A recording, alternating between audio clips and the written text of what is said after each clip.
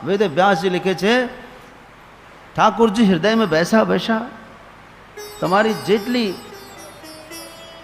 कलमश होए, कलमश એટલે पाप, विघ्न, बाधा, कोई काम कर रहे आपको बाधा बार बार आ रही है और आप यदि कथा में बैठकर सच्चे हृदय से सच्चे मन से बैठ कर श्रवण कर रहे हैं ना, एक एक शब्द श्रवण कर रहे हैं, तो आप विश्वास करो कि आपकी बाधा खत्म।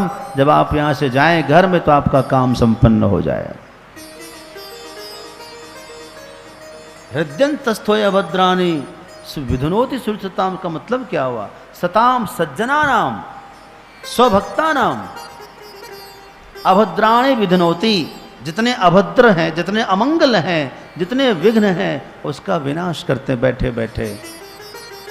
इसलिए आप चिंता किए बगैर कथा श्रवण करिए। हाँ, खाली समय में माला करिए, जाप करिए।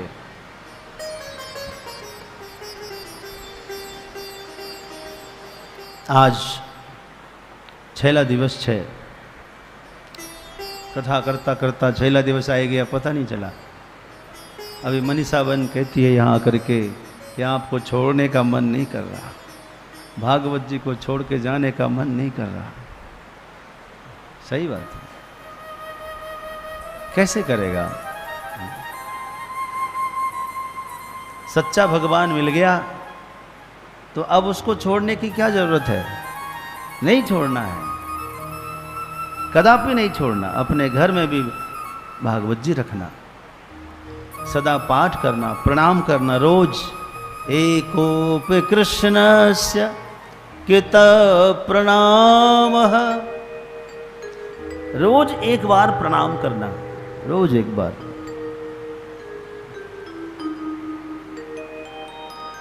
और हो सके तो आज एक नई पोथी, नई किताब मंगवाना और मेरे हाथ से आप ले लेना, अपने घर में रखना। कथा के बाद हवन होना है ना, तो हवन गीता पाठ करेंगे। गीता पाठ पूर्णाहुति में, चाहे गीता पाठ चाहे हवन, जो भी आप करें जरूर करें। और उसके पश्चात पूरा परिवार गंगा का स्नान करें। इसको अवभृत स्नान कहते हैं। शास्त्रों में बहुत इसकी महिमा है। यज्ञ करने के पश्चात जरूर ही गंगा स्नान होना चाहिए, क्योंकि इस यज्ञ के आयोजन में कुछ न कुछ त्रुटि रह जाती है, कुछ किसी का मान सम्मान अपमान कुछ ऐसा ऊंचा नीचा हुआ हो, इसके लिए गंगा स्नान होना चाहिए। मैं भी स्नान करूँगा। और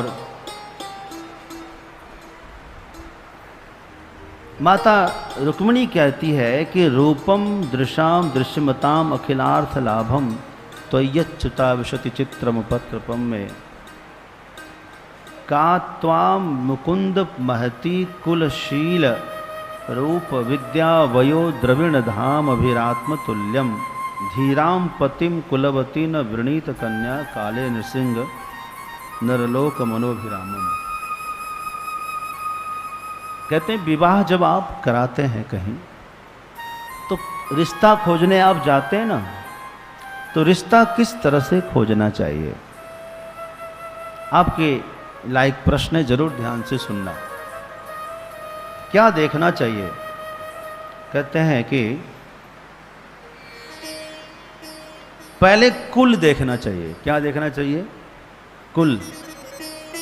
जिस कुल में, जिस परिवार में, जिस खानदान में हमें देना है, बच्ची को देना है, उस कुल का विचार जरूर करना चाहिए। बहुत महत्वपूर्ण बता रहा हूं, आप बिल्कुल ध्यान से सुनना। पहला क्या करना विचार? कुल का विचार करना। दूसरा शील का विचार करना। शील यानी चरित्र का विचार करना, उसका चरित्र कैसा है। कुल शील। तीसरा रूप का विचार करना।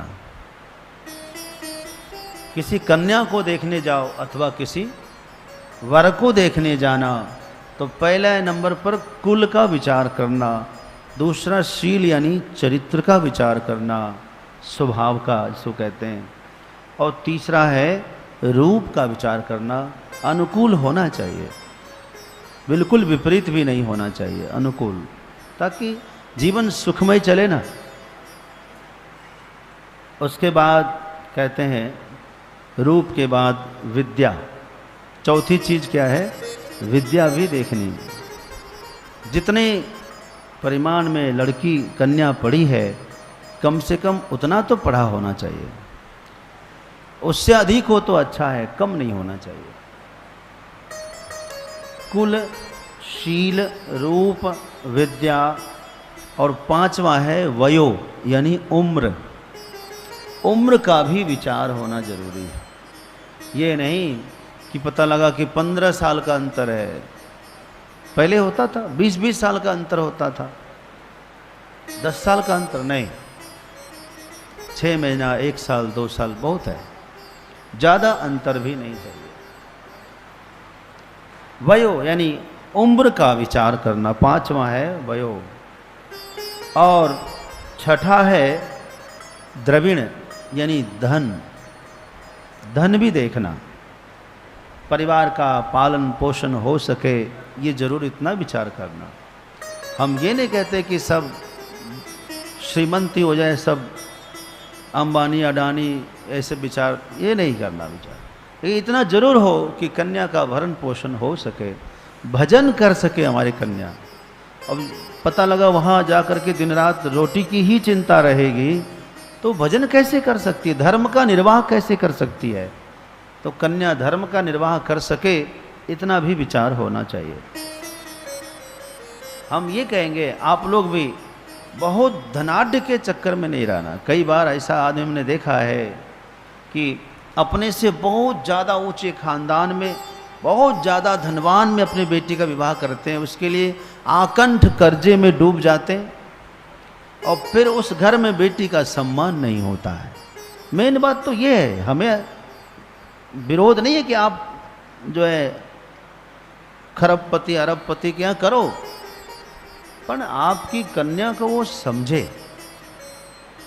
जितना इस अपने कन्या को आप रत्न समझते हैं, क्या सामने वाला व्यक्ति भी उसको रत्न समझता है? क्या जिसके घर में बेटी दे रहे हैं वह भी उस पुत्री को महत्व दे रहा है? तो बहुत उत्तम है, बहुत उत्तम है। हमारे लिए जितना महत्वपूर्ण पुत्री है, उनके लिए भी उतना महत्वपूर्ण पुत्र वधू होना चाहिए। हम 1 रुपया दहेज नहीं देंगे, ये साफ कह देना चाहिए पहले ही, बिल्कुल नहीं। आपको बहू की आवश्यकता हो, हमारी पुत्री को आप रत्न समझते हो, कीमती, सबसे कीमती समझते हो।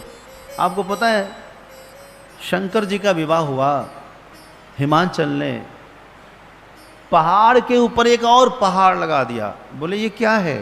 शंकर जी पूछे ये सब क्या है? बोले अब आप तो पता है समाज वाले बहुत प्रकार की बात कहते हैं कि भाई शंकर जी से विवाह तो करा दिया, उसके पास अपना घर नहीं है, कम से कम इतना धन दे दो कि घर बन जाए और सारा कुछ रखने की व्यवस्था हो जाए। तो राजा ही थे, दे दिया। शंकर जी ने कहा देखिए, जो आपने दिया है, अपने कलेजे के टुकड़े को दिया है, क्या वो कम है कहीं से? इतना भी कम है क्या जिसकी पूर्ति आप इन सामान से कर सकते हैं? अच्छा, यदि कन्या में कोई कमी है तो क्या दुनिया का कोई भी सामान या पैसा उसकी कमी पूर्ति कर सकता है? नहीं कर सकता ना। इसकी बराबरी, इसकी समता इस सामान नहीं दे सकता। इसलिए मैं तो इसको हाथ भी नहीं लगाऊंगा। दाइज दियो बहु भांति, बहुत प्रकार से दहेज ला कर दिए, लेकिन शिव जी ने हाथ भी नहीं लगाया। भवानी को तुरंत हाथ पकड़ा, भवानी चालो हमारे साथ, उठाया और नंदी पर बैठा करके सबको प्रणाम करके जय श्री राम का के शंकर जी चला गया। दामाद ऐसा होना चाहिए जिसकी लिप्सा